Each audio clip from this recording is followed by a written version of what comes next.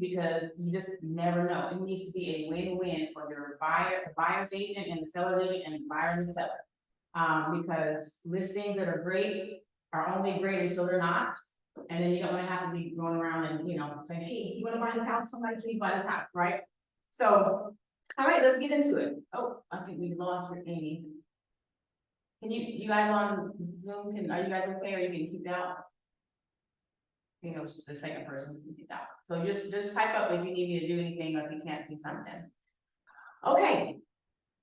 So let's talk about ways that we, oh yeah, this is the first part. I forgot what was this commission part. Okay, so let's talk about the commission piece. And some of you have already been in the class where we talk about the 6, 7, 8, right? The 6, 7, 8%, and offering something more than just a 6%, because that keeps people from lowballing you and offering you less than the full 6% that we typically try to charge. So commission script number 1, when you're negotiating with your sellers about how much commission that you're going to get paid. Script number 1 is, I don't discount my services. Let me show you my pricing packages.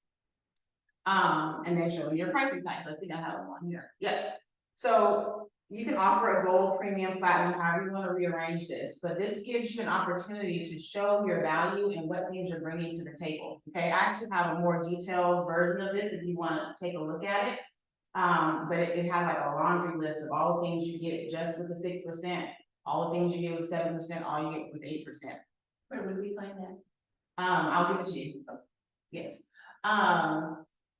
So these things that are in the 6%, these are all things that we do anyway. And then the 7%, these are things that only cost minimal amounts more than what we would normally charge, but you would be getting 4% on your side of the deal as opposed to 3%. So for example, you get everything that's in the gold package, including a drone. Flow Photos does not charge for drone photography, so that's an added benefit to your seller, but it's not an added charge for you.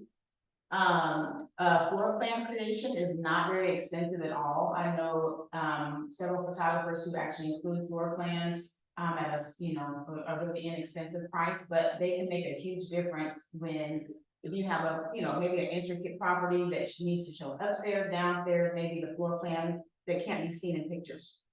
You can actually do paid Facebook ads or marketing ads, free measuring service that used to actually cost money, but until about I guess it's been maybe about 8 months now that I realized that the county assessor will come out and measure for free.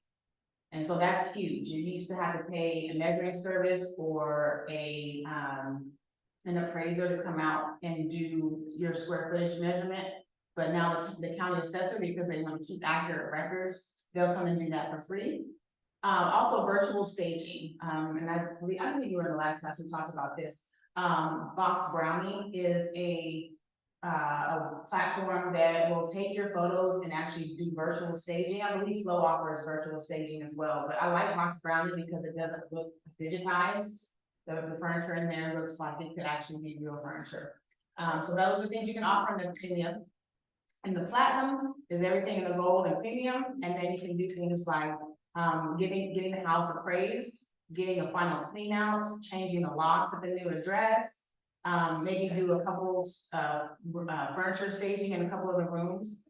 So there's lots of different offerings that we can provide, and these conversations help guide your seller to a yes as opposed to a discount conversation, right? So this is probably where the first part of negotiation kicks in, because you have to be willing to defend your commission if you're ever going to defend their asking price, right? So this is important to get these scripts down so you don't feel uncomfortable having those conversations. Okay. Script number 2. If decides it wants to join us today.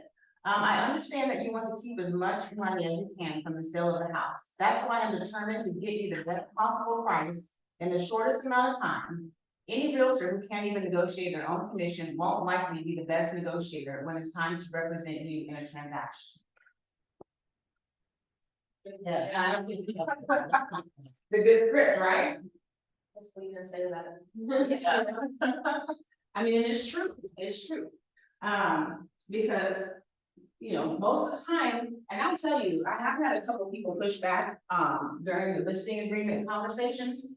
And a lot of times they're not trying to fight you, they're just trying to see how you're gonna handle a little bit of static, you know? So you don't have to be afraid of the conversation, you kind of expect that it's gonna come. Because if you're a seller, you wanna get the most amount of money that you can, so it's a fair question, you know they're gonna ask it. But it's crazy for us to not be prepared with an answer, because you know that it might come, right? All right.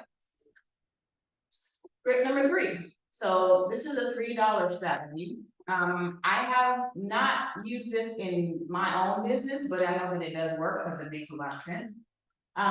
So basically what you'll bring 3 items, it could be $3, it could be 3 quarters, whatever. And you'll say, okay, so the 6% is actually this, let me show you how it's spent. So that three of the pieces go to the buyer's agent, and this is for marketing your property. This is basically an advertising expense, because agents that are going to get a commission are more likely to show your property and have you work with their clients. And so this other 3%, one goes to my broker, 1% goes to feeding my family, and the other percent goes toward the actual marketing of your property. And so there's really no room to discount, because we want to make sure that all of these things happen. I can't work for free. I have to pay my broker, and we need to market your property in order to get us. So that helps us understand where the money is going. And I think it's so important to be comfortable with money conversations, because a lot of people don't talk about money, but they have a better understanding and a better response to you if they have a, you know, if they know what we're spending the money on and where it's going. Okay. Anybody have any questions about that part? Anybody online? Okay, let's keep going. And this is all in camera, right? No. No, Okay. But I'll get whatever I have, I'll give you. So, okay, so negotiation tools. These are the different tools that we have for negotiation. Oh, there's a chat. Let me see what's going on in the chat. Really good. Oh, good. All right, that means you can hear it, which is great. Okay, so there's lots of different tools. A lot of times when we think negotiation, we think that we're just negotiating price, but there's so many different tools that we have. So you've got your price, you've got seller concessions, like that's what we're just talking about, which is seller paid closing costs. You have a home warranty. You also have furniture and appliances, which can really be powerful. You don't think that a refrigerator and a washer and dryer can be a huge negotiation tool, but it actually can, especially when you're negotiating a TRR, which we will talk about. And then closing details. So we'll talk about all those things. What is a seller concession? Okay, we kind of talked about that earlier today. So a concession is a specific amount or percentage a seller is willing to pay on behalf of the buyer to assist with the buyer's closing costs. Each loan type has its limit on this amount. Okay, so it's super important as a listing agent and a buyer's agent to know what those maxes are, because you don't want to write an offer where you're asking the seller to pay more commission than the lender will even allow. Okay, so for example, I should have kept vesting in here because they change all the time, but I know that on a conventional loan, the max a seller can contribute is 3%.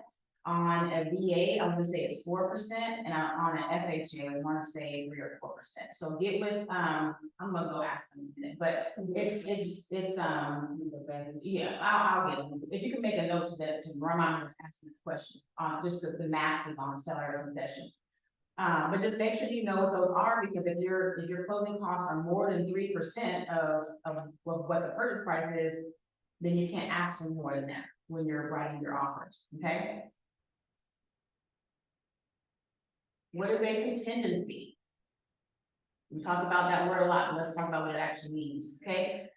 Contingency means dependent on certain circumstances that may be unforeseen. For example, if you have the sale of a buyer's house, that is a contingency, because we don't know if the seller or the buyer is going to get their house under contract and how long it's going to take them to do that, right? Satisfactory inspections. You may think a house is great, and then you get it inspected and find out that it's not, and the buyer might say no thank you. Another contingency is qualifying for a loan. A person who may have gotten pre-qualified pre-qualified for a loan may not get pre-approved for a loan because of all the things that happen during that loan process. And then, of course, we have the appraisal contingency, which means that the appraised value of the house has to at least meet the contract price. And so these are all contingencies that go on throughout the transaction process that we all have to make sure that we account for, because those are all things that will kill a deal if they don't come together. But have any questions on contingencies? I do, if there's a offer written on a home that doesn't address the inspections, for example. And let's just say they're going through the process and then the inspection comes back and there's termites and there's damage that's unseen or whatever. How is the deal handled from that point? We'll talk about that today. Okay, Yeah, so all that's negotiable. That's the beautiful thing about a house. It doesn't matter what's wrong with the house, it can be fixed. The question is the buyer still wanting to do it, and is the seller willing to do it? because the seller's already accepted your offer. You've made the offer, the seller has accepted, Right. but now there's this issue of the home inspection has come into play. Sure. Figure out where to go from here. Sure. So when we do, we talk about the hurdles of the contract, right? So that's why earnest money is so important, is to make sure that you know who gets the earnest money when. And Oklahoma is a very buyer-friendly state, and not every state is a buyer-friendly state. So if your buyer, there's 4 reasons a buyer can back out of a contract. I might take notes on this. One is that they have unsatisfactory inspections, that they decided they inspect the property and they don't like what they see. 2 is that they submit a TR, which we're going to talk about how to do that today, and the buyer and the seller can't agree on the terms of the repairs. The third one is that the appraisal does not come back at value of the contract price, and that the buyer, if that's the case, and the buyer and seller can't come up with a solution on that, the buyer gets their earnest money and can walk away. And then the 4th reason is that they can't get funding. So in all those circumstances, if the deal falls apart, the buyer gets their earnest money back. The only time a seller gets to keep earnest money is if all of those things have happened and the buyer still does not want to buy, and they just basically change their mind about the deal. And all those things have been completed and they just decided that they don't want the property anymore. And I've had that happen to me one time where the buyer was just like, oh, they did all the inspection, the appraised fine, everything's fine. The buyer was like, I just don't want to mortgage payment. And then the seller got to keep their earnest money. So there's lots of different scenarios with that, but like I said, Oklahoma is a very buyer-friendly, because I've heard some crazy stories about homes in like Virginia and North Carolina where the sellers just don't fix anything, if they get to keep your money, your earnest money, no matter if you close on the deal or not, like it's kind of brutal in some other states. But more than likely your buyer will be able to get their money back, as long as we as agents know navigate this process in the right way, mind our timelines and all that kind of stuff which we talk about. So you guys should all, if you don't already have it, this is an offer email sample. This is how you submit an offer. I wish Kristen was in here because she had a listing this past weekend and her offer came through Dotloop. And there's so many reasons you don't want to do that. Please don't ever send an offer through Dotloop. Consider that Dotloop is an electronic signature gathering platform. It's a place where we keep all of our documents, but do not submit offers through there, because what ended up happening is, you have a listing, you open it up in Dotloop, and then someone submits an offer, and then all those documents get pulled into your loop. Well, what if you don't accept that offer? Or what if you get multiple offers? And now you have all these random people in your loop. So this is what you want to do instead. You want to do all of your paperwork in Dotloop, download the documents, and submit it in an email. And it can all look the same. You don't have to come up with any fancy words, think of anything ingenious to say. But good evening, I'm attached an offer for your seller's consideration. Here's an overview. And then get an overview of the contract. What I like about this too is also it helps paint a picture for you as the buyer's agent to say, is this an offer that somebody would want to accept? Because you know how Dustin just said that he had an offer where it was like $9,000 in closing costs and $10,000 or $9,000 off of the price. Like you want it to be a reasonable offer. Not to say that that's not, because you just never know if the seller's going to be open to it. But make sure that it's a reasonable offer and that you consider all of these pieces of the puzzle, because there's so many pieces that go into a contract. So you've got purchase price, earnest money, your loan type, your closing date, which you can ask the seller what's important to them on their closing date, who they're pre-approved with.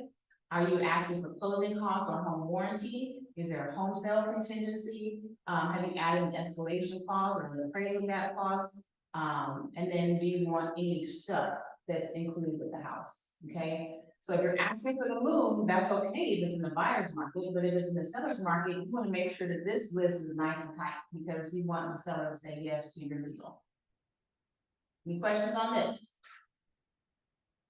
If you don't have this, this should be like a template in your email, because hopefully you're writing a bunch of these. Okay, so we kind of talked about this a little bit, the 3 phases of negotiation. You have the initial offer, which is the contract terms, price, conditions, closing date, and any concessions that you're asking of the seller. Your inspection period, which is you're negotiating anything that you found during the inspection that is unsatisfactory to the client.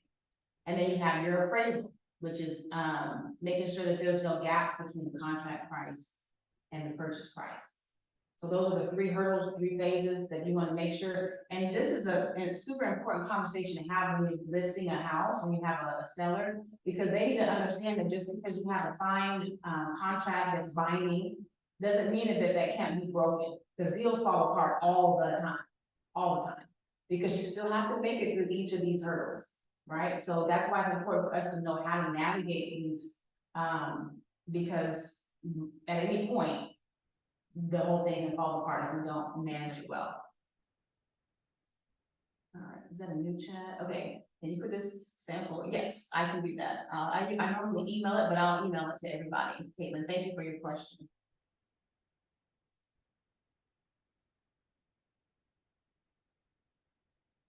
All right, so when we're talking about the initial offer, these are all the things that are included in the contract. We're talking about price, of course, the type of financing, the closing date, the time reference date, which means that's the marker of the beginning of the inspection period, and also the beginning of the period of time where the buyer has to submit an application for financing. So they have usually have 5 days between the time you write a contract and the time the 5 days has passed for them to go ahead and actually apply for the loan, okay? And we'll talk about that when we start looking at the contract. And then you have inclusions and exclusions. Those are things that come with the property and things that you don't want to have on the property. So we'll look at on the contract, but for example, let's say that you want curtains in the living room to stay with the property, or maybe there's pool equipment, if pool equipment is actually supposed to stay. Maybe there's a pool table in the house that you're requesting stay with the house. You need to make sure that that's written under the inclusions piece of the contract, and any exclusions as well. So let's say that there's a playground in the backyard and you don't have kids and you don't have a playground back there, you can put it under exclusions, and that makes sure that the seller knows that you want that removed before closing, okay? The residential service agreement, which is a fancy way of saying home warranty. That's also a part of the contract if the seller and the buyer agree. And then possession, at what date we're taking possession of the property, because there are also things like seller leasebacks that you can consider. There are early occupancy, which I don't recommend, but sometimes, you know, you have deals where you don't have to have early occupancy. So all these things are negotiable. And then your home sale contingency is the offer contingent upon that buyer selling their property. So these are lots of things that you consider in just the initial offer. This is just phase 1. This is just the first hurdle. Okay, so let's talk about what factors determine your buyer's offer price. So the biggest thing, we've got purchasing power, the buyer's motivation, market conditions, and seller's motivation. So let's break those down a little bit. So the buyer's purchasing power, of course, is going to be the biggest factor in what they offer. Can the buyer afford the house and all the stuff that comes with buying the house, okay? That's why a cost sheet is super important, because then you'll find out if the buyer needs help with closing costs, which means that you'll have to ask for seller concessions, which is okay in the buyer's market, not so much in the seller market. So that will determine your offer price. How bad does the buyer want the house? If the buyer is like, I have to have this house, that will also determine what price you offer, because you know that if it's only been, that the house has only been on the market for a day, what motivation does the seller have to take it off the market if it's under asking, right? So I always tell buyers, I'm like, if you want this house, give the seller what they want. Give them asking price, you can ask for other stuff, but give them at least the price that they want, especially if it's only been on the market for a day or two, okay? Market conditions. How many days has it been on the market? Is it a buyer or a seller's market? I remember back in the day, way back in the day, probably about 10 years ago, when I got into real estate, and it was a nice balanced market. I feel like it was more of a buyer's market because the average day on market was probably 30 days. And buyers who saw a house last weekend, 3 houses last weekend, could go and see those same 3 houses the following weekend, and they would all be there. And the sellers would be happy to sell to whoever wants to buy it. And they'll pay concessions, they'll do all the things. They'll give you a home warranty. That's just the market that we're in. And it's changed so much in the last, several years. So you really have to know what the market is doing in order for you to write an offer that's going to be attractive to a seller. And then the seller's motivation. How badly does the seller need to sell that property? So if you've got people that are, moving out of town and they have to sell quickly, they might be a little bit more motivated to accept, less of an asking price. All right, so we mentioned the escalation clause. This was super important last summer when it was a heavy seller's market, and there were tons, like it seemed like every single house was a multiple offer situation. There are some brokerages that do not allow escalation clauses because they feel like it's, I guess, kind of skirting the system, but it was very effective, and I like to teach people how to use it the right way because it can help you win client deals for your clients. But it essentially says the purchase price of this offer will escalate automatically to exceed the purchase price of any other bona fide offer of similar terms by $2,000 or whatever the buyer can do, to a maximum price of whatever the buyer can do. The seller will provide the buyer a copy of the offer used to escalate this offer. So what this means is that you're going to offer, let's say, for example, let's say that you offered $259, and you're basically telling the seller that I'm going to offer you $259, but if you get an offer that's better than $259, I'm willing to pay up to $2,000 more than that other offer, not to exceed $262. Does that make sense? Yes. What if the seller just to reject the offer and counter offers at your maximum price? They can. Because if I was that agent, that's what I would do, because if they're willing to pay for your house, let's just ask for it. Exactly. Now, I have had that happen, and I've had the seller just take the actual price because they knew it wouldn't appraise for the amount that they were willing to pay. So they were like, let's just forego the appraisal issue, and we'll just accept your offer. So it's just, everything is fluid in this business. It's just being aware enough to know how to navigate it. So, but I'm telling you, at least if I use this on at least 4 or 5 contracts, and we were able to win with the escalation clause. So they actually left the escalation clause in place rather than counter at your height? No, all they did was accept our offer. It was, and they actually got offers that were higher than ours, and I'm gonna tell you the secret too. It was the agent who wanted to work with me because of how the offer was submitted. So I can show you guys that email template because other agents love it. They feel like they're working with a professional that knows what they're talking about. That's going to make it easy for them to navigate that process. And I literally had an agent call me and say, "Oh my gosh, this is the best offer I've ever seen." Even though I'll tell you that we have higher offers, but my client must accept your client's offer. So please use that. Don't reinvent the wheel. Don't send it to Outlook because that just drives everybody crazy. And it's very so funny. People like, "Oh, I send Outlook offers all the time." And I'm like, "Oh, Derek, don't be that person." And people deal with it. They're not going to reject your offer because you send it out. It's just the whole thing is creating an experience where people want to continue to work with you because you're going to see those realtors again, right? And you don't want to have conflicts. You want to make sure that every time they interact with you, it's professional and smooth. Okay, so any questions on the escalation clause? My audio keeps stuttering and cuts in and out. Oh, okay, okay. I think this is actually recording. Are we recording? I feel like we're recording. Yep, we're recording. So I will send this out to you, Tay, if you're not able to hear everything. Okay. All right, so pricing strategy. Making sure that you know the market, making sure that you balance the price that you're offering with concessions, not asking for, you can ask for the moon, but don't ask for the moon and the stars, okay? Ask the seller's agent what a win looks like for the seller. And that way, you can craft an offer that is gonna be attractive to that seller.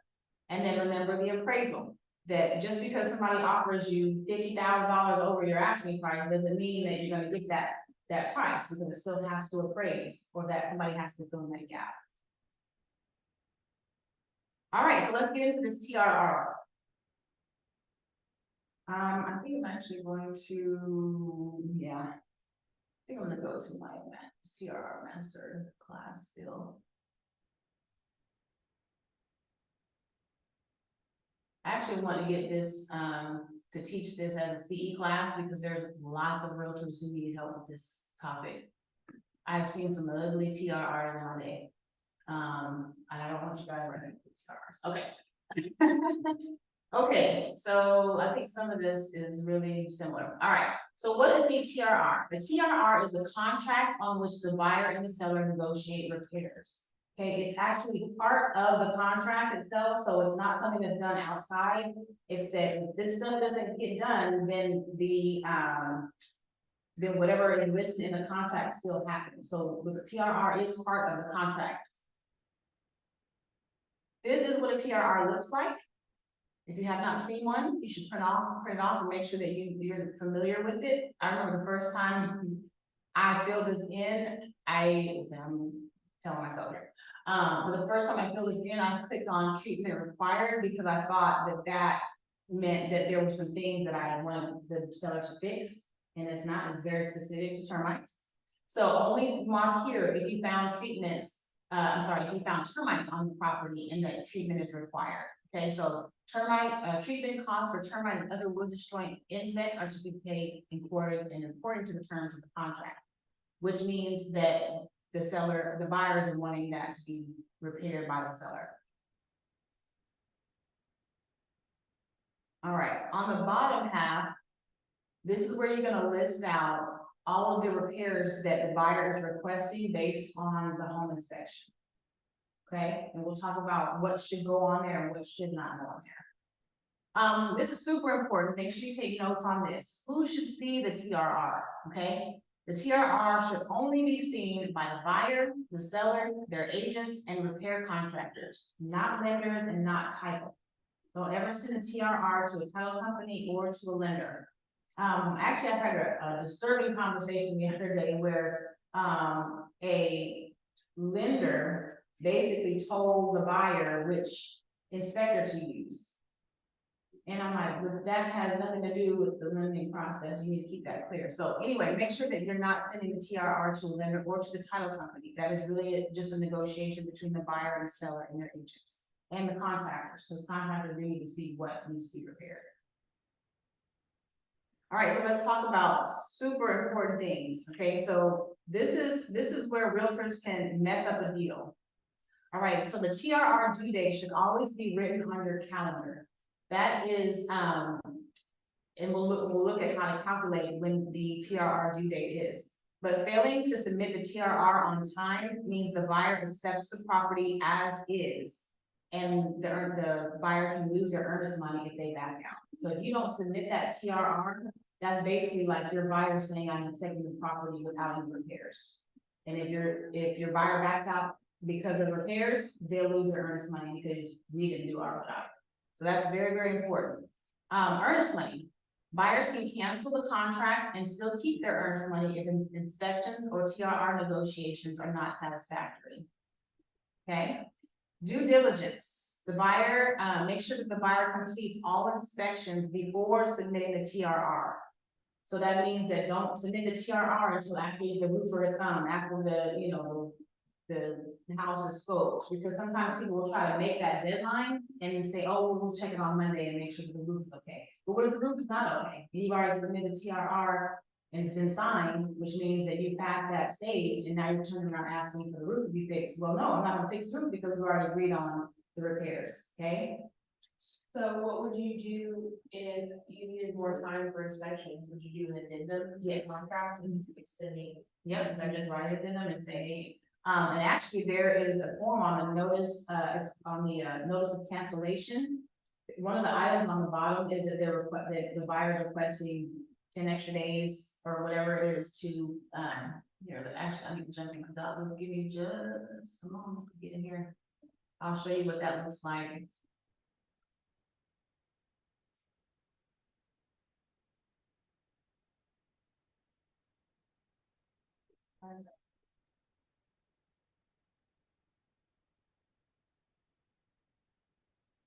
So I'll show you what the cancellation looks like first, and then we'll jump into some TRR stuff. We go into one of my fake news. Here we go. TRR. See the cancellation. Okay, it's in here. And if you haven't gotten, seen the video where, I teach you guys how to organize your files, let me know and I can send that to you. Contract changes, cancellations, and extension. I'd love to see your video on that, because I've been in the class and didn't get that video. Yeah, oh, it's just a video of the class, but yeah, you're welcome to. I'll do that for you. Okay, so on the notice of the cancellation of contract. You don't need to populate it. It says, let's see which one is it. Okay, as provided in the treatment, repairs, and replacements and reviews paragraph of the contract. Oh no, that's not this one.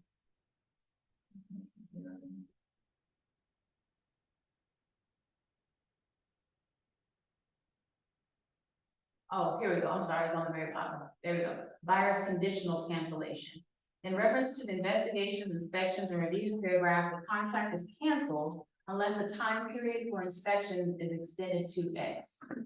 The seller shall provide written notice below extending said time period for the contract to continue in full force in effect.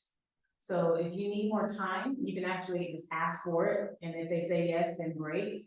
If you want to say, you better give it to me or I'm canceling, then you would fill this in and say, this is my conditional cancellation, and you have to give me until this time to, Okay, yeah. so like if they both agree, you would just write it. Yeah, that's what I was saying. If they're being, but if they're being really difficult, they want to extend it, then that is your go-to. Exactly. Yes, and a lot of people don't know that that's there because some people have never canceled a contract before. But that is one of those things, it's like a conditional cancellation. Yeah. Okay, If you don't do this, we're done. Right.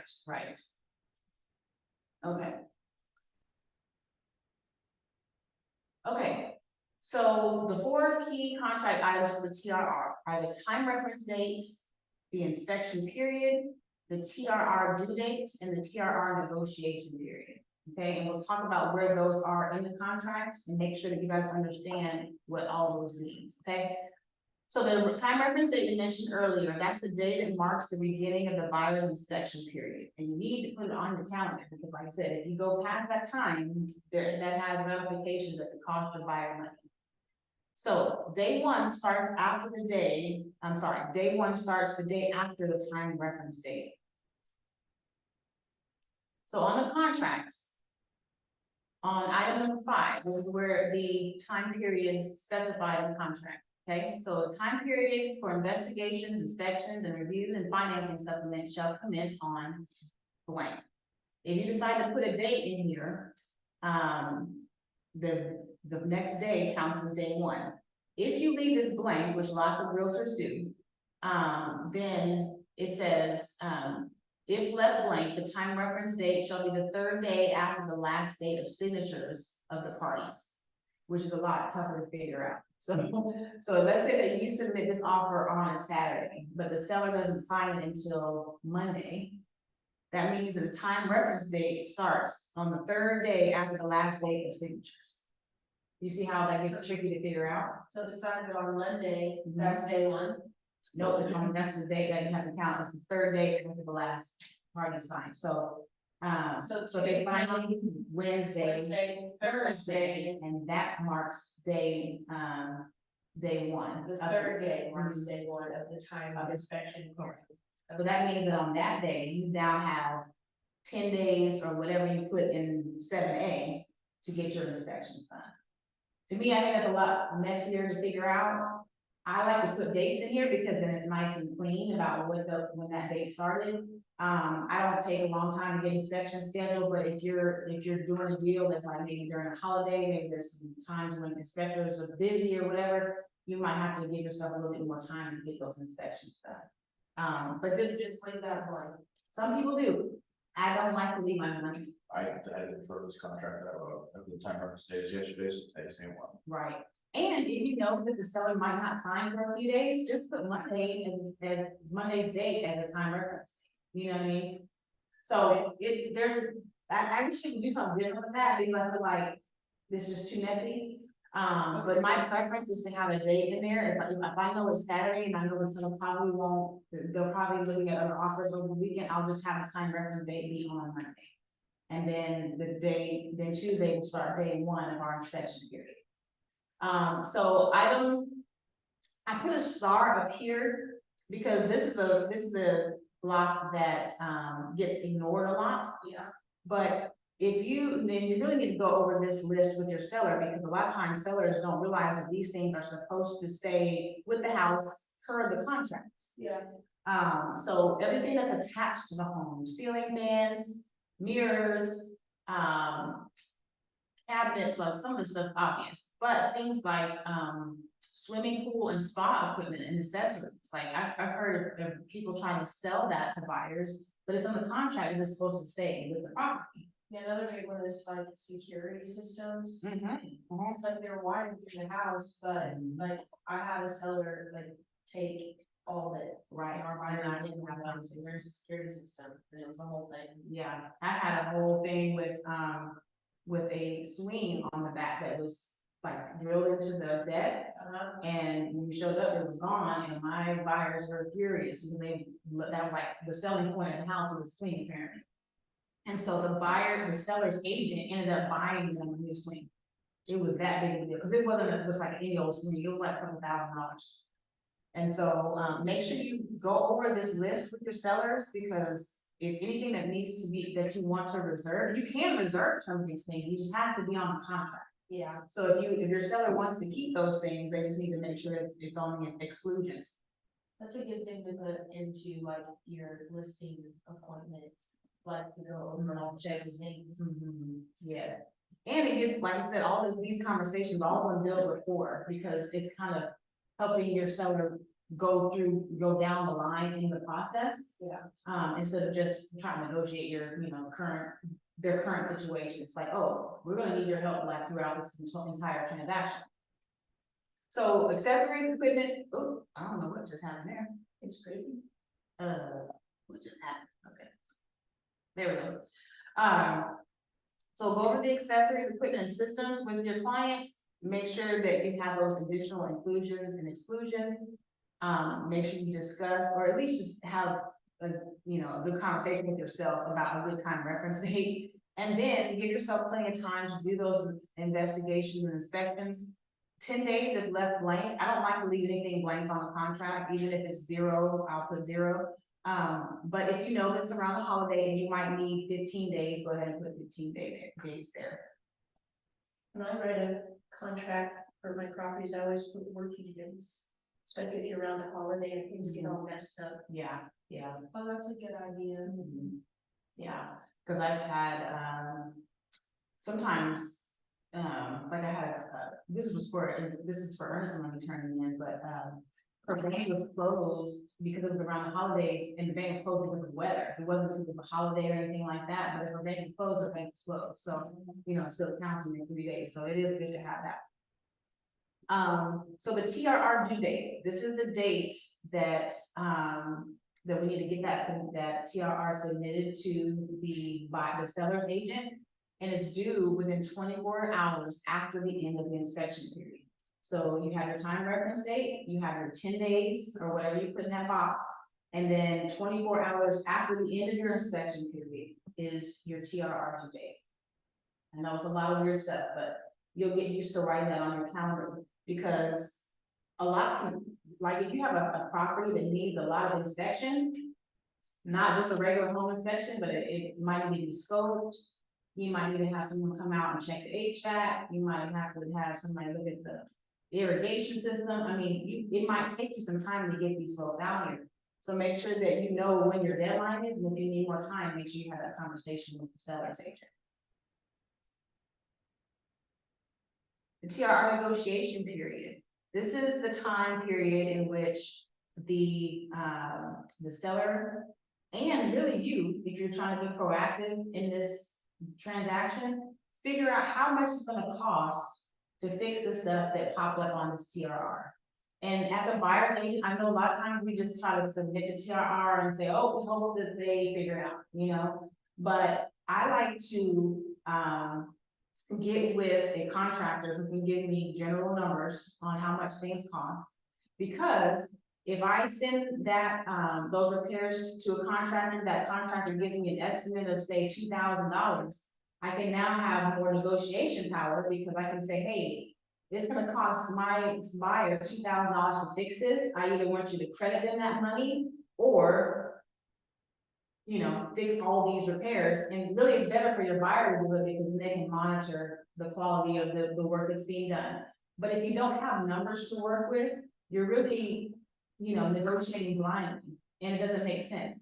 And a lot of times seller agents aren't that great at negotiating this, and they'll just say, they'll either just start scratching stuff out. I'm not fixing that, I'm not fixing that, I'm not fixing that. They don't even know how much it's gonna cost them to fix it, and they didn't take the time to do the research on it. A good listing agent will do that, but not every agent is a good listing agent.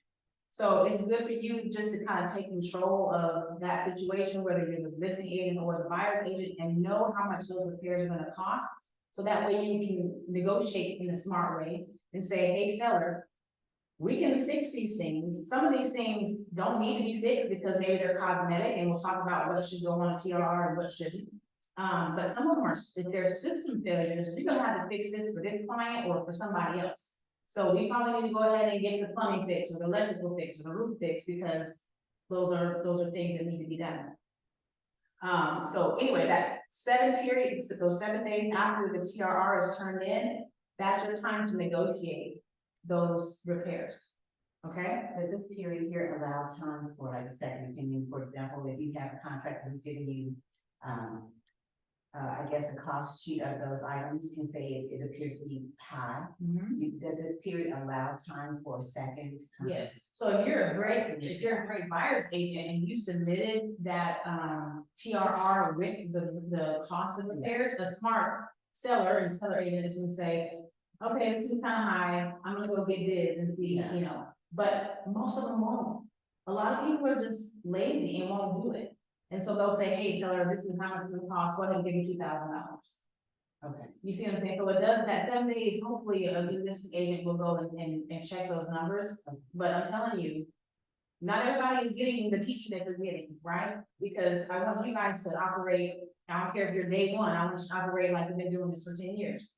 That you're prepared and armed with the information. Because the more information you have, the better negotiator you are. Because they know that you took the time to go out and get the answer to the question that nobody knows the answer to. Okay, so this is when I told you that it's due, the TRR is due 24 hours after the expiration of the time period, the time reference date. So that's this mark here. This is where we're talking about if the TRR is not submitted on time, this is where the buyer basically forfeits their earnest money. So let's talk about that.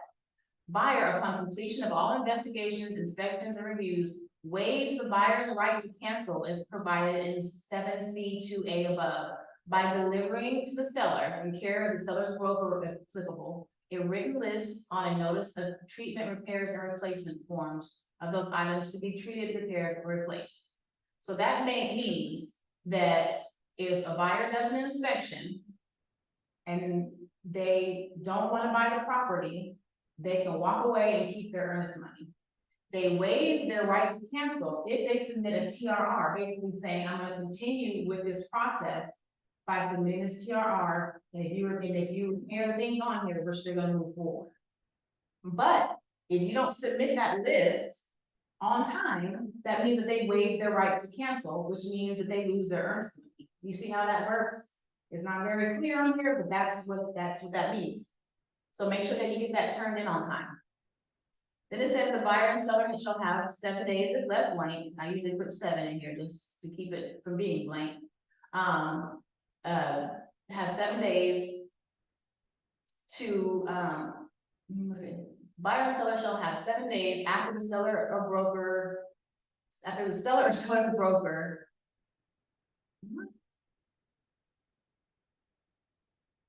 receipt, okay, that doesn't make sense, okay. After the seller is inapplicable, receipt of the completed TRR form in the negotiation, that reads weird, doesn't it? Yes. Okay, somebody should fix that. Okay, if a written agreement is reached, the seller shall complete all agreed TRR items prior to the closing date. If a written agreement is not reached within the time specified in this provision, the contract shall terminate and earnest money shall be returned to the buyer. What if you don't want the seller to do the repairs, what if you want the money to do it yourself? Then you put that on the TRR. Yeah, seller will offer X amount of money in lieu of repairs. Yeah, and we'll talk about that too, because that phrase that you just said in lieu of repairs can only be on the TRR, it cannot be on an addendum, so we'll talk about that too. So this is when the buyer waives their right to cancel. Failure of buyer to complete one of the following within the time periods specified shall constitute acceptance of the property regardless of its condition. If you don't do any investigations, inspections, or reviews, if you don't deliver a TRR of items to be retreated or repaired or replaced, or if you do not cancel the contract. So the buyer has to do one of these things within the investigation period, or they waive their right to cancel. That means that they lose their right to that earnest money. So make sure that you're aware of what those things are. Any questions? I know we're going through a lot of stuff. What are the commissions still owed to the real estate agent at some point in here? So that is interesting because that's actually part of the listing agreement. So that doesn't have anything to do with this contract itself, but there are some people that argue that if a realtor brings a bona fide signed offer to the seller, and the seller just decides not to buy, that the agent is still owed commission. I don't know very many agents who fight for that. They just kind of like suck it up and keep it moving, but there is a clause in the listing agreement, because that's between the listing agent and the seller. It didn't have anything to do with the buyer. But yeah, I don't know a lot of people who fight for that one. Okay, so this is super important. Things to remind your buyers when you're writing a TRR, okay? Unless it's a new house, you're not buying a new house. That's huge to remember. I know it's a big claim. Only defects belong on a TRR, not your wishes and dreams. So just because you don't like the blue paint in the bedroom, that's not a defect, that's a style choice. And that's not something that should go on a TRR to be fixed. Cosmetic. Huh? Cosmetic. Cosmetics, correct. And this is something to have a conversation to have during the buyer consultation, is that all inspections during the inspection period are paid by the buyer. There's lots of times that buyers are like, oh, I have to pay for that, or I have to pay to have it scoped, or I have to pay to have somebody come out. Yes. So if they don't know that, or if they're not prepared to do that, they're not prepared to buy it, because they need to have the money to make sure that they kick the tires and they're like, okay, this is still something that I still want. So make sure that your buyers know that, and I've had, I'm sure you guys have read inspection reports. Some of them are almost too detailed. They're that inspector is hired by the buyer to show everything. Just because they show everything doesn't mean everything needs to be fixed, just things that are defects. All right, things to remind your sellers. If this buyer wants it fixed, the next buyer will most likely want it fixed. So that goes back to what we're talking about, those major things that are You know, if you bought a house, and I say that to my sellers, if you bought a house, would you want the plumbing to be working? Would you want the roof to have a hole in it? Let's not do that to these people, okay? New defect, this is super important, new defects found on the property must be disclosed to new buyers. So if you have an inspection done, if you're the seller, and you had an inspection done, and you lose a buyer, all that crap that you just found out was wrong with your house, you now have to disclose it to a new buyer because you're now made aware of it. So it's better for you to deal with this buyer right here and negotiate this TRR than it is to go out and try to find another buyer and have to explain why you haven't fixed X, Y, and Z. So it's good on, but like I said, this whole thing is about a win-win. You gotta make sure that you keep your seller from saying, I'm fixing that one, blah, blah, blah, blah. You know how people can get. Another thing is to remember is that some repairs can be paid for at closing. So if you have a seller that ends up having some major repairs, maybe they have to get piers put in, maybe you have to have a whole house termite treatment that gets pretty costly. A lot of those companies will allow you to kick it to the closing table and they can pay for it out of their pockets, which does make them feel a little bit better about that. So just make sure you have that conversation with them. All right, ways to negotiate the TRR. The seller makes some or all of the repairs, so that's easy, right? The seller credits the buyer for some or all of the repairs, so if we know how much everything costs, and it costs $2,000, the seller can credit the buyer $2,000. The seller can reduce the list price, so instead of crediting $2,000 for the closing costs, maybe you're already at the max for your seller concession, maybe you've already covered like 3%. But you still want to be able to factor those repairs in, you can just take it off the price of the house. That way you're not paying more than that 3%. Does that make sense? So there's different ways to negotiate all of this stuff. You can massage the closing costs, you can massage the list price.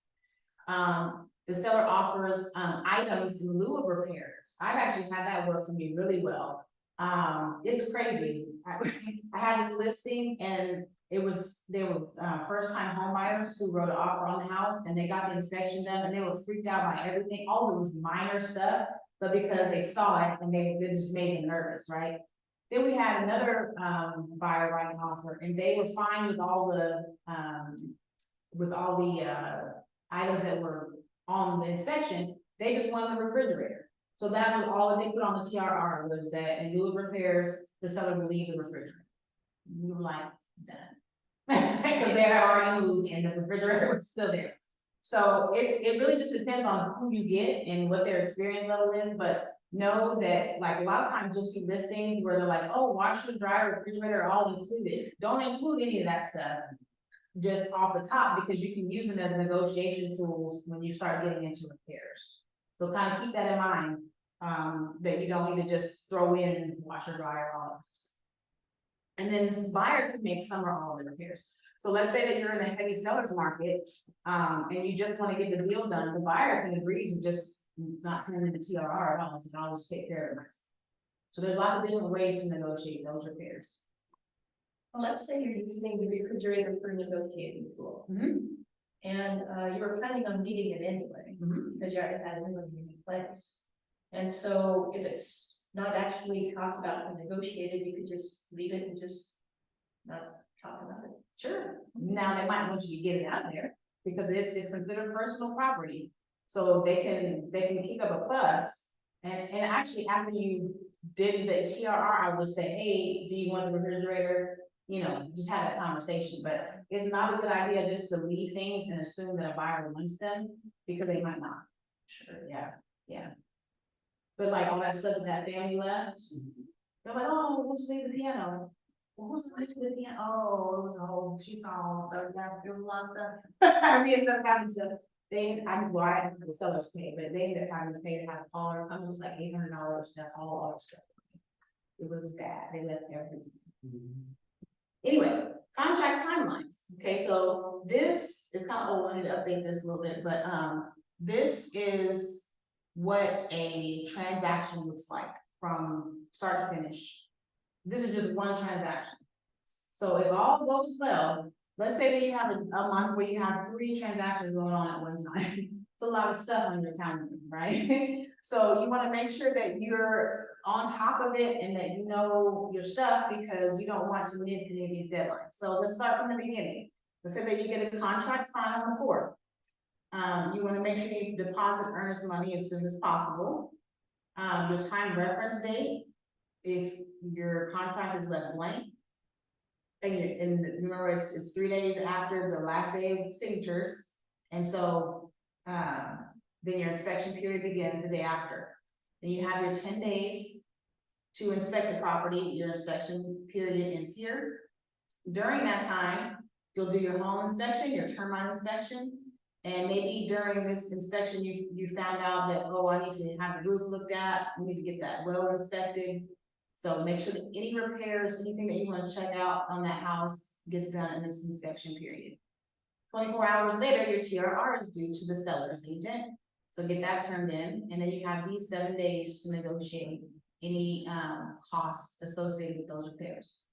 At some point, the seller's agent is gonna get a call from the appraiser and schedule that appraisal, okay? And then you usually will not get the appraisal back the day that it's conducted. They take a couple days to actually write the report. So just know that that's part of it too. Then your TRR negotiation period ends. You wanna make sure you're looking at your documents, submitting anything that has changed. So let's say, for example, that your TRR had $2,000 worth of repairs and your seller is just gonna credit the buyer that $2,000. So you would write up an addendum, and we'll talk about the addendum in just a second, what it should say. But that addendum is now part of the contract, and now it needs to go to the lender and it needs to go to the title company. So you need to make sure that you upload those into Outlook, and also make sure that the title and lender gets a copy of that so that they can adjust their numbers accordingly. You'll receive title evidence, so your title work will come in. You'll want to schedule a preliminary walkthrough. Well, in this case, the repairs were credited, so you don't really have to do, but you still want to do a walkthrough to make sure a tree hasn't fallen on the house or anything weird hasn't happened to it. Make sure that you request repair invoices. If you're the buyer's agent, you want to make sure that you have evidence that the repairs were done and that you know who did them in case something goes wrong, because you'll need to know if somebody did have, you know, some plumbing fixed and then it's not working again, and now you need to know who else to call for that. You wanna make sure that your client knows to wire their funds, set up their utilities. The closing disclosure will be due from the lender to the client, because you have to have that done within 3 days of the closing date. You'll usually receive your settlement statement from the title company either the day of or the day before your closing, and then you'll do your final walkthrough, and then you'll close that property. Lots of stuff. But make sure that you kind of keep that big picture to keep that process moving, because a lot of times what happens is, let's say that you know, turn in your TRR and then you're like, we have closing on the 2nd. Well, if some hiccup happens anywhere in here, you're gonna need to be able to kind of catch that before it starts to push your closing date. So it's a lot of stuff to navigate. It's okay, you have somebody navigate with you. Now, what would happen if you went on your preliminary walkthrough after let's say the sellers moved out? And you find that they had a picture covering a big hole in the wall, but you're already past all these dates. What's your recourse? Okay, so the recourse would be that you, this is, because the condition of that property is not how it was portrayed on the MLS. And so basically you can say, if you don't fix the hole, we're not closing the property. And that does happen. Sometimes people will either say they've done things on the TRR and haven't actually fixed it. That's why you have to go back and check. And I'm gonna show you guys how to write one. I'm sorry, it's getting kind of late. To show you how to write a good TRR and make sure that it's easy for you to go back and check and make sure that they actually did it. Let's do that. We're preparing the TRR. All right, so first of all, you want to make sure that if you submit a TRR, you need to submit the inspection report to go with it, so the sellers know exactly what to have fixed. So because usually reports will have photos of whatever's wrong, so you want to make sure that the seller is equipped to fix the thing. Okay, so this is what a bougie, what Derek calls my bougie TRRs. So it's got everything broken down by system. All right, so I have exterior, I have plumbing. And on the bottom, I've got interior, electrical, and HVAC. This is a TRR that has a lot of stuff, okay? So you'll notice the first word in every single line is a verb, right? Tells them what to do. Repair, install, extend, replace, remove, reverse, tighten. Make sure that you're being very clear and succinct about what you want done and what page number it's on. Because a lot of times inspection reports are written very wordy. They're like, in accordance to XYZ, this could have moisture damage if XYZ is not blah, blah, blah. So they're writing it in a different language than what we need it to say on the TRR. So what you're gonna do is take whatever the item is that needs repair, install painted freeze, or install a painted freeze board, repair or replace the damaged soffit at the south side, add caulking to exterior. You see how those are very direct orders? You wanna make sure that your TRR is written very directly like that.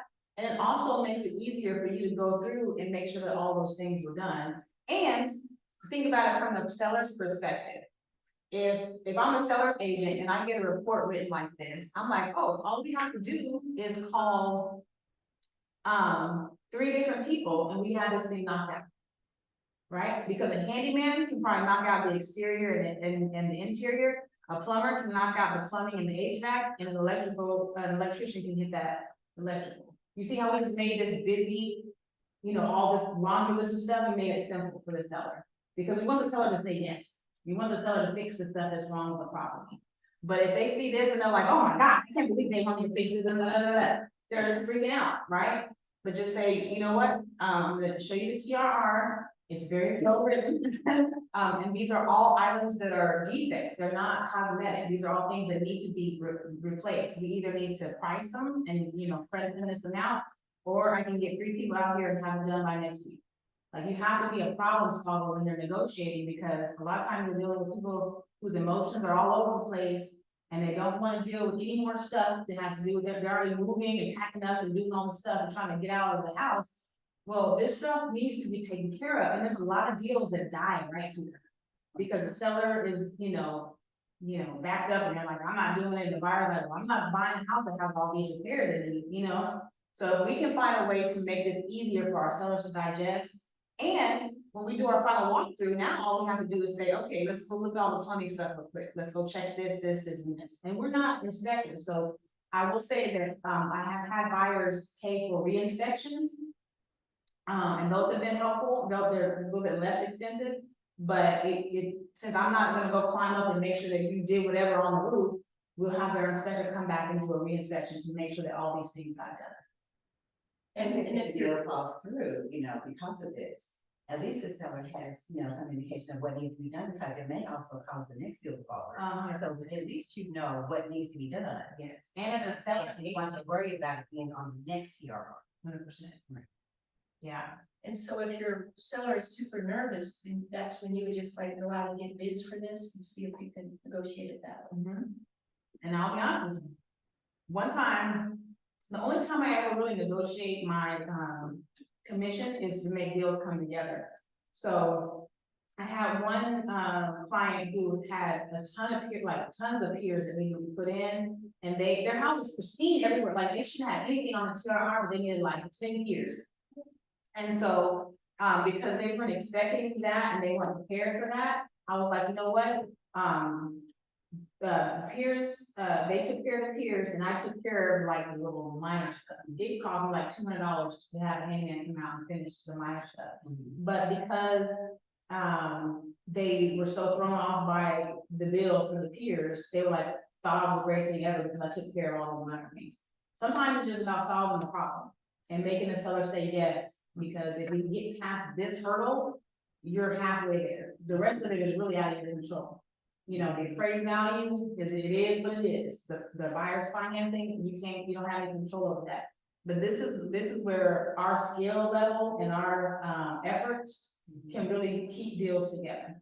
Because there's nothing worse than being a listing agent and having a deal fall apart right here, because now I gotta go back and put all this stuff on a disclosure and explain to another buyer why my last deal fell. is because, oh, all these repairs, you don't wanna have to say that to the buyer.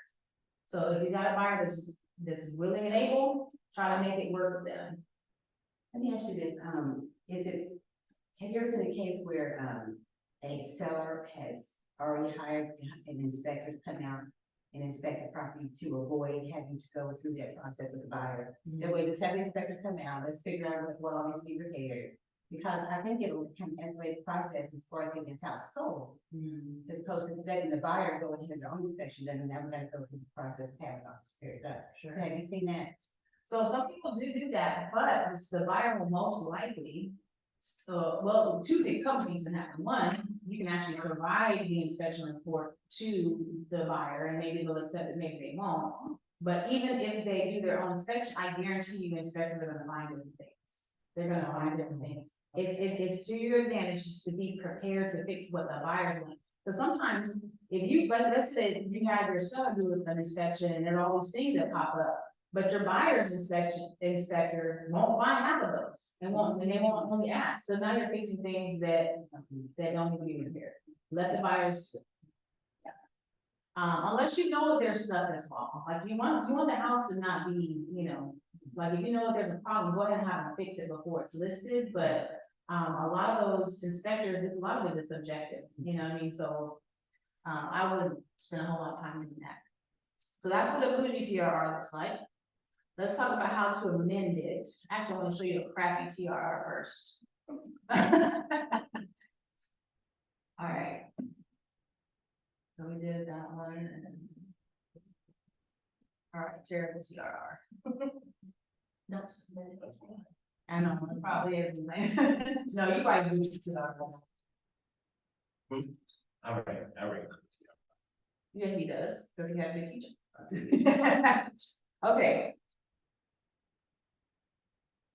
So, yeah, okay. So damaged fencing components. Repair all fencing as needed. Repair all loose fencing components in the backyard by a professional fence contractor, as you see the sellers mark this out. So there was no need for this part to even be on there, right? Damaged fencing components. We don't care about that. What do we want them to do? Due to items listed. We don't need all that. Hail, this is stupid to me. Hail and heavy surface wear noted on your entire roof. What do you want me to do with that? What's purpose did that serve? Dryer bin is full of lint. That's interesting. Thank you for that. Excessive amounts of lint noted in the attic. Thank you for that. This is a news report. Recommend replacing a wax ring and securing the toilet. You recommending that to the seller? Or do you want the seller to fix? You see how this is like regurgitating the inspection report, where you need to be very direct about what you want. You can literally tell somebody's copy and pasted this from the inspection. Let's see. The master bathroom tub diverts clogged with hard water. Well, thank you for that report. Missing. And see, this one didn't even ask for anything. Well, no, I guess it did. Repair the drain stoppers. And it says missing drain stopper in the hallway bathroom sink in both master bathroom sinks. How about just replace the missing drain stopper in your bathroom and blah, blah. So anyway, I show you this because the other one, even though it had more stuff on it, this one is just as long and it has less things on it, but it just has unnecessary stuff. It's not right. Don't be shy, who sent you this? Yeah. I don't even remember. I've had this up here for a while, but it's a terrible TRR, but keep on moving by that. Okay, so you see the difference between a good one and a second one. So let's talk about. Go back to this for a second. Oh, sure. I noticed something. Okay. Also, here it said treatment not required. That's for termites. Okay, gotcha. That's for a different section. Okay. Yes, and That's just for termites. This is just a termite section for the repairs to be correct. done. Okay. Yes. So let's say that this house did need termite repair. That would be the first thing that you would put on here, that So you you need to indicate that. Yes. as well. And say that you want it, completed Okay. full barrier termite treatment before closing. And a lot of people get freaked out with termites. Termites are not uncommon, so like, just because a house has termites doesn't mean it. Right. And same thing with piers. Like, you think piers are like a deal breaker, but once you get them in, they serve their purpose. All right, so let's talk about how to amend one real quick. I know we're getting late, but, okay. So, let's talk about the addendum real quick.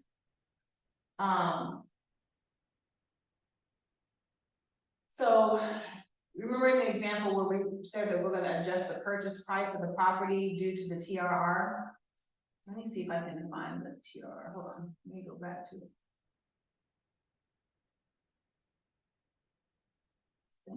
Oh, this is a sample home inspection, just in case you guys haven't seen that. So this is one, from Inside Out.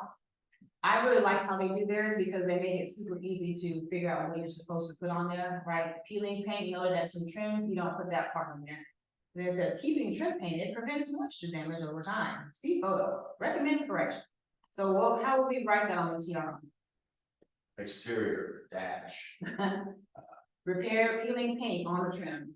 See, page, whatever this is, item 2, right? GFCI does not test and reset.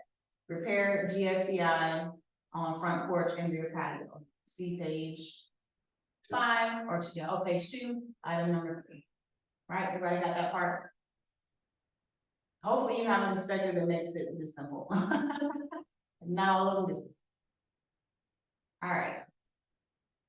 Let's see if I can find the TRR that needs to be like adjusted. It's gonna be a blank, okay. Okay. All right.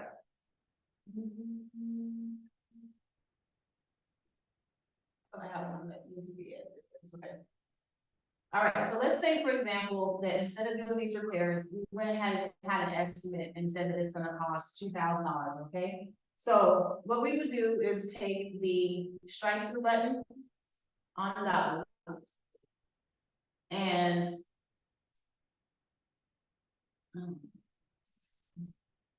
actually, if it had this many, I would probably just remove it. But you can take this strike through button and mark through any items that you don't want to fix. Or let's say, for example, the buyer's agent put something on here that was cosmetic that your seller is just not gonna fix. You can take that strike through button and scratch it out, okay? But you have to have them sign that they approve of that change. Okay, so that's how you should do the strike through button. Let's say that in lieu of all these repairs, we're gonna give the buyer $2,000 credit. So you're gonna go up to the add button, click on add text, and on the very bottom, you'll type this phrase. And this is the only time that you ever wanna say in lieu of repairs, because you don't wanna put it on an addendum like that.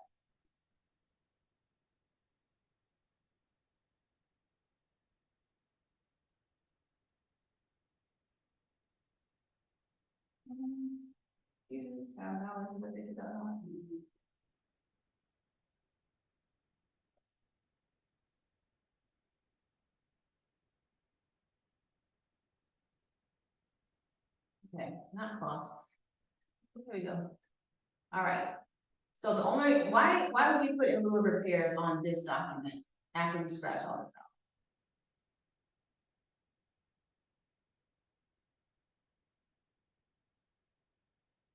Right.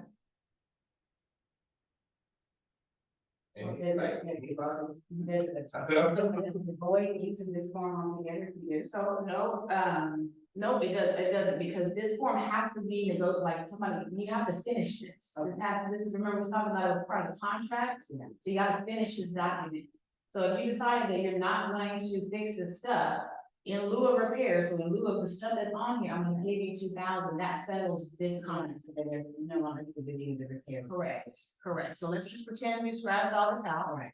And then, we're gonna go in and put, initial boxes here, one for the buyer, one for the seller. And then if they both initial there, and they both sign the bottom of this document, now the TRR has been settled. Okay, so now that we've settled the TRR, remember that the lender and the title company can't see this. They're not allowed to, we don't want them to see all the crap that's going on in the house. We don't want them to have it, right? So now we have to take what we decided on this document and put it on an addendum. So I'm not gonna say that. So now we have an addendum that says, we'll use example 2.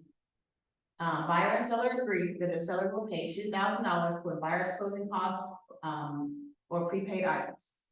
That's all that the addendum would say. We don't put the whole in lieu of repairs because it's none of their business why the buyer is getting an extra $2,000. So this is what goes to the title company and the lender company, so that they can adjust their numbers accordingly. But the whole in lieu of repairs, that only goes on the TRR to settle the TRR. Does that make sense? Okay.